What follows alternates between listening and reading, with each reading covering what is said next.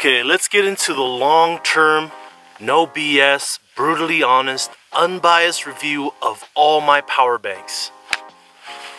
I'm gonna warn you guys up front, some of these power banks did not make the long-term torture test. Now I gotta say all that because yes, companies do send me their product to review, but I only pledge allegiance to my audience. I only pledge allegiance to what works and what is hot. I don't have any allegiance towards any of these brands. I'm only gonna give my audience my pure, honest experience. So let's get into it, guys. I'm gonna rip these things up from top to bottom as usual. Okay, so let's get into smallest battery bank to the biggest solar generator. First up is going to be the Ecoflow River 2 that you see right in front of you right here. Now we're going to go through this pretty quickly. We're going to do the pros and cons of each one, okay?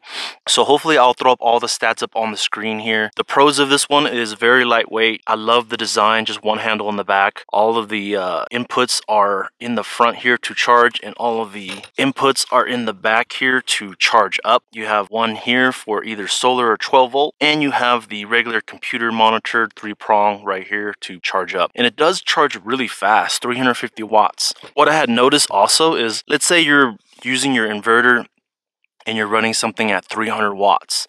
Let's say it's a rice cooker or something, and then you plug it in as well, then this thing will accept the original 350 plus, let's say the rice cooker is 300. So it'll be charging up to 650, not just 350. It depends on what you're using. Therefore, it'll input even more. So that's something that's not really written down on the stat sheet on this. So again, if you're using something 300 watts and you want to charge this up, it's not going to just charge at 350. It's going to end up charging at 650. So that's the Ecoflow River 2, all the pros. Lightweight, the charging is awesome. And now let's get into the pros that I don't like about the Ecoflow River 2. Number one is that the fan comes on a lot. Now, it isn't that loud, but when it's under a lot of load, then the fan, it does turn on a little bit louder, the frequency. For me, I get annoyed. I just have really sensitive ears. I get annoyed for even the smallest sound. So that's a pro. A con in my book is the loudness of the fan and the frequency of when it comes on. Like, it does come on quite a bit, even under smaller loads. Let's say I'm just running lights in this inverter here. It's only 20 watts at a time. After about 10, 15, 20 minutes of the lights being on, the fan will come on to cool it off, and then it'll shut off, which is normal. But again, I'm super sensitive with my ears, so that's going to be a con for me. The other con that I noticed is that the USB-C here isn't that fast. Not all USB-Cs are created equal. Like when I plug my phone in here, it doesn't say super fast charging, it just says charging. So it's about 20-30 minutes slower than your normal USB-C. This is just from my experience, guys. You guys can check the stats sheet yourself, but this is real world experience, okay? So that's the Ecoflow River 2, nice and light, compact. I believe it's 256 watt hours, so small battery, but it does charge fast. So if you don't have a lot of power needs, then this is the one to get. All right, moving right along. Okay, next one up, boom. Okay, so this is gonna be the BlueEdison AC50S. I reviewed these. I'm not going to go through all of the specs, guys, on each one because I already did that in my initial impression video. So there will be cards up in the corner or links down below if you guys want to check out all the stats of each one that I went through. Let's get into the pros and cons. The pros for me is I like the package. It's a big battery in a smaller footprint. Another thing I like is that it's pretty quiet. The fan doesn't come on very often, and when it does come on, it's not annoying. Like, the frequency sound is not annoying. It just sounds like just a regular fan. It doesn't have this high-pitched sound. And of course, it has all the ports here right in front. Now let's get into the cons. For me, the display is kind of archaic. There is no percentage. There's just battery bars. So I believe it's either 4 or 5 bars indicating 20 to 25%. So you don't have the exact accurate measurement. Oh yeah, also it has a wireless charge up here. So this is nice to drop your phone on, your earbuds, or whatever with Qi wireless charging. Very, very convenient as long as you're on a flat surface. As far as other cons, it does take a while to charge up. I think it only accepts 90 watts at a time through a wall charger, so it's going to be quite a while to charge up this thing. Even 12 volt is I think faster than the actual AC port because it has an MPPT charger controller in here. They all do, but it's smart, so it allows even more wattage. I think it allows 110 watts versus 90 through the wall. So normally through the wall it's faster. This one's going to take a little bit longer than even solar or 12 volt. Not much to complain about besides that these buttons are, this power button is a master button. So you have to hit the power button, then the DC or the AC, and the AC is a 2-second hold. So again, this one does have a master button where a lot of power banks do not. You can just push the DC and it's on, push the AC and it's on.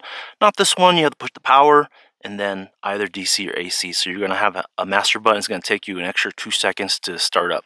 Not that big of a deal.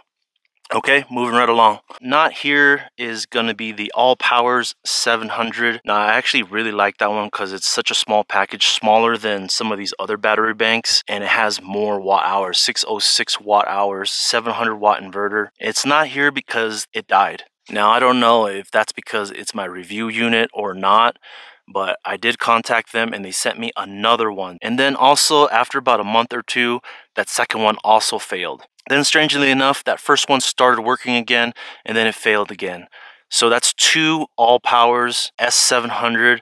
I really like the packaging. I like the price. I like the watt hours, the battery capacity, and I like the big inverter in such a small package. But the problem is that it died. And I know it was like a new brand on Kickstarter, and a lot of people got upset with that because the warranty wasn't there for me. I contacted them. I even contacted their warranty department, and I have yet to receive anything back from them. And this is from 3 to 4 emails back and forth. I can't recommend it anymore because both units ended up dying on me. And I don't know if that's just because they sent me a review unit and it's not the manufacturer's unit and it's not as good or what. But bottom line, both units they sent me ended up dying. Okay, next up is going to be the BlueEdison EB55. This one, as far as battery capacity, is 537 watt hour plus 700 watt inverter with a spike of 1400 watt. Now, this one is probably one of the first ones I've had, and I still use it. So I actually really like it. It's reliable. It just works. So as far as pros and cons, reliable, it works. It has a large inverter, 700 watt. For such a small package, you can run up to a smaller coffee maker, up to 700 watts, a pressure cooker, or anything under 700 watt. Input is right here. I like that everything's up front. But again, as far as cons, my true opinion and honesty, again, is the fan. It always comes on, and it's kind of annoying, just constantly. Then 20 minutes later, again and again and again. Also, it's kind of a little bit older, so the power brick itself, the power brick also has a fan in it, so no matter what, that fan is always on. It's not really smart according to how much heat it's producing. The fan just comes on the power brick, so that's annoying too. So the power brick, the fan comes on, and then the actual generator here, the fan will come on too. So now you got 2 fans going, and that is really my only complaint about the EB55. Now, if you like the white noise, you're going to be fine. But for me, every little noise kind of annoys me. I don't know what it is. But, oh yeah, going back to the pros real quick. Sorry, I'm all over the place. There is no master button. You hit one button, and now you got DC. You hit one button, now you got AC. Very convenient. Turn that off, turn that off. Very easy. Over here, DC output. That's really nice, but this one's very convenient. You hit one button and it's on. As far as the negatives, it's really just a fan noise. My wireless charger up here doesn't really work. Sometimes it'll start charging and then it'll just stop charging, so it's a little unreliable. Again, I don't know if that's just a review unit, but I'm just giving you my honest experience here. Now we have the Allpowers Mars 1000 Pro. Aluminum, really cool design. Problem is, this one died. No matter what I do, push all of these buttons, plug it in with the AC, plug it in with solar, plug it in with 12 volt, it just no longer works. But it died. So I contacted them also. So far, no reply. So I cannot in good faith recommend this one. Again, I don't know if it's my review unit, but dealing with a content creator like myself, they just go silent on me. I don't know what they would do with a regular customer. So as customer service is not quite there because I've told them about the problems with this. I believe I sent them 2 or 3 emails over the course of a few months, and I have yet to receive a reply. So Allpowers Pro Mars 1000, unfortunately, I cannot recommend because it died. Okay, moving right along. Okay, now we got the big boy on deck, the Acevolt Power 2000.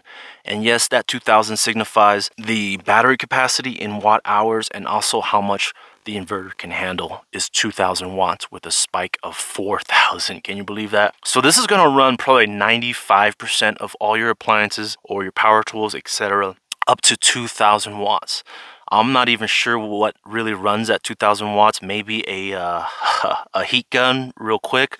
But so far, this has been my absolute favorite power bank.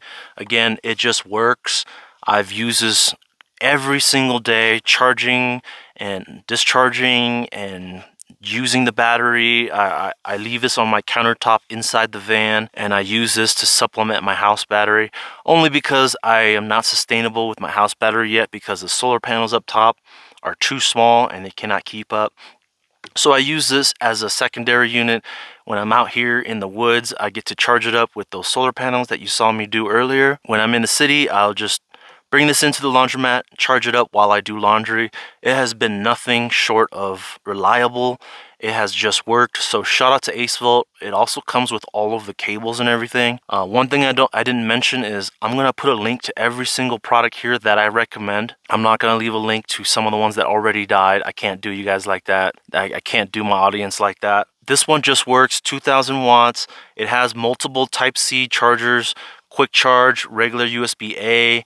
It has all the ports you need. And if I spin this around, DC input here has an up to 500 watt maximum. So if you have solar panels that are that big, you can charge it right up. And also it has a supercharge. So this thing charges at 1100 watts. That to me is just nuts. And it does charge this entire battery bank between an hour and an hour and a half with AC. So that's perfect timing when you're doing laundry. Boom, charges all the way up, and it's a massive battery. So I like how fast it charges. Also, the power brick on this one, there is no brick. It's just a cord. So it has a built-in adapter on the inside. You know how normally when you plug in, you have this brick that comes with it? This is no brick. It's just a regular cable. So it's nice for traveling. Inside a van, every little thing takes up space and room, so you got to account for that. So I'm glad that this one does not have that giant brick for the charger.